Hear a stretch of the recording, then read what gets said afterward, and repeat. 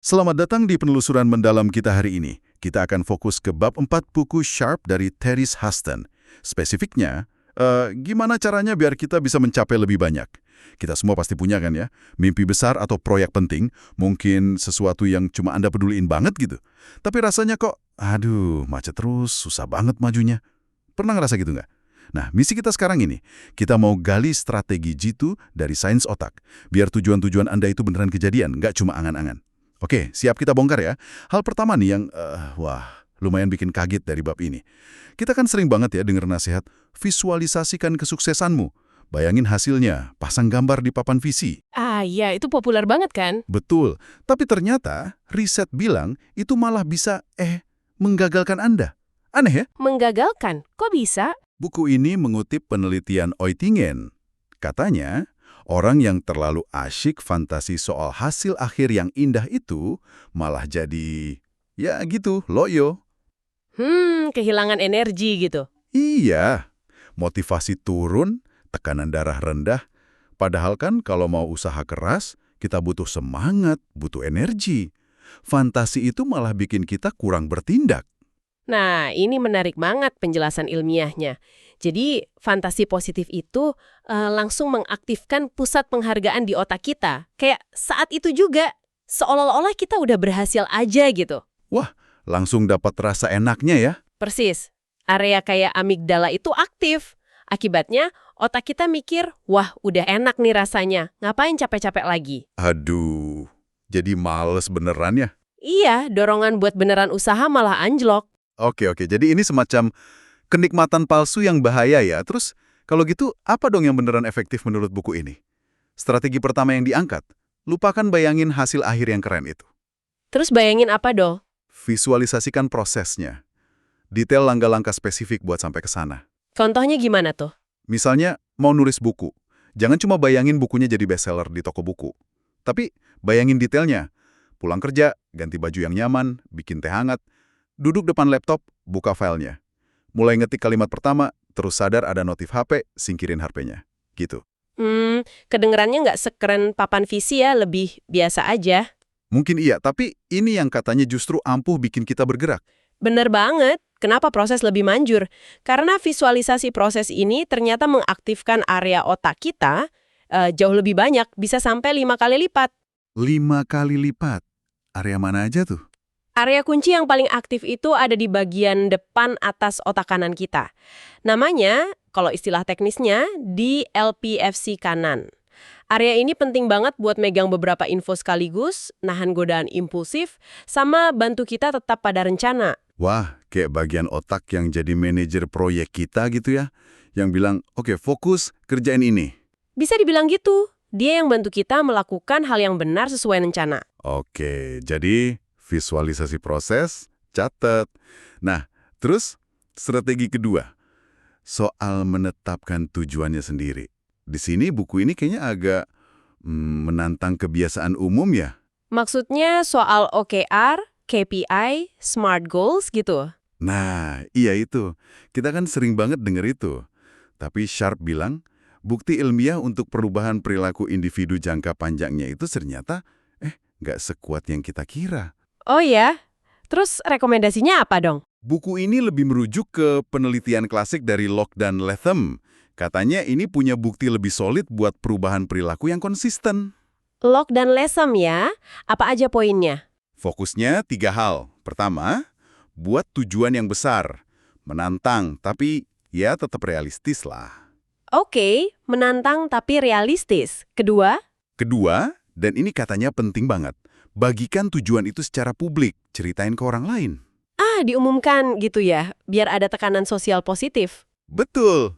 Ketiga, kalau bisa, jadikan itu tujuan kelompok, kerjain bareng-bareng. Kenapa tantangan dan publikasi ini penting? Tantangan itu mendorong kita usaha lebih keras. Terus kalau diumumkan ke publik, itu menciptakan semacam ikatan sosial dan akuntabilitas. Kita jadi ngerasa lebih bertanggung jawab. Malu kan kalau nggak dikerjain? Menarik banget. Jadi, tantangan dan pengumuman itu kuncinya ya, bukan cuma smart aja. Nah, strategi ketiga ini juga praktis banget kayaknya. Pakai pagar pengaman, jika maka. Oh, implementation intentions itu ya, rencana kontingensi. Iya, kayak bikin rencana cadangan otomatis gitu di kepala kita. Gimana cara kerjanya? Kita pikirin skenario spesifik di awal. Formatnya, jika kondisi X atau godaan Y muncul, maka saya akan lakukan aksi Z. Contoh dong, biar lebih kebayang. Misalnya, jika saya mulai ngantuk pas lagi ngerjain laporan penting, maka saya akan berdiri terus lari-lari kecil di tempat semenit baru lanjut kerja. Oke. Atau jika ada teman tiba-tiba ngajak nongkrong pas jadwal saya harusnya nulis, maka saya akan bilang, wah, maaf banget, baru bisa setelah jam 9 malam nanti. Jadi udah disiapin jawabannya ya? Iya, jadi ini kayak ngasih jalan pintas buat otak kita pas lagi capek atau tergoda gitu. Nggak usah mikir lagi, langsung eksekusi rencana cadangannya. Bener. Rencana jika maka ini ngurangin beban mental buat ambil keputusan pas lagi kritis, pas lagi capek atau motivasi turun, respon yang kita mau jadi lebih otomatis. Mantap nih. Oke, strategi terakhir di bab ini soal memantau kemajuan. Kedengerannya simple ya, tapi sering banget kita lupain atau caranya salah.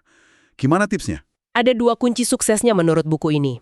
Pertama, bikin kemajuan Anda itu bisa dilihat orang lain. Jangan disimpan sendiri gitu. Iya, ceritain progres ke pasangan, teman, mentor, atau ya catat di tempat yang kelihatan orang, kayak papan tulis di ruang kerja gitu. Ini nambah lapisan akuntabilitas dari luar. Oke, biar dilihat orang. Kedua, Catat kemajuannya secara fisik. Mau pakai aplikasi, jurnal, spreadsheet, atau contreng di kalender, bebas. Tapi harus tercatat.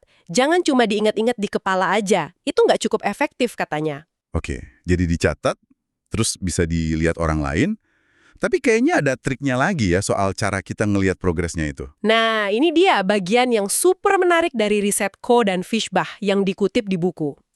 Triknya soal fokus kita.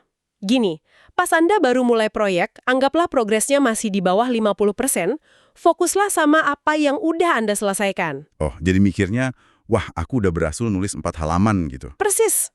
Ini buat bangun momentum sama PD di awal. Tapi, begitu Anda udah lewat setengah jalan, progres di atas 50%, langsung ganti fokusnya. Fokus ke apa yang masih tersisa. contohnya, Mikirnya jadi, oke, tinggal 2 bab lagi nih kelar. Atau sisa 3 tugas lagi menuju selesai. Pergeseran fokus ini dari yang sudah ke yang sisa terbukti ampuh banget buat jaga semangat sampai garis finish. Peluang buat beneran nyelesain jadi lebih gede. luar biasa ya detailnya. Oke, jadi kalau kita rangkum dari bab 4 Sharp ini buat mencapai lebih banyak, 1. Stop fantasi hasil akhir, mulai bayangin detail prosesnya, langkah demi langkah. Ya, visualisasi proses. 2. Tetapkan tujuan yang menantang, tapi realistis.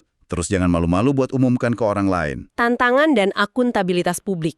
3. Siapin rencana cadangan jika maka buat ngadepin rintangan atau godaan. Pagar pengaman otomatis. Mainin fokusnya. Udah selesai berapa di awal, sisa berapa lagi di akhir. Betul. Catat dan sesuaikan fokus. Nah, ini semua strategi yang menarik banget.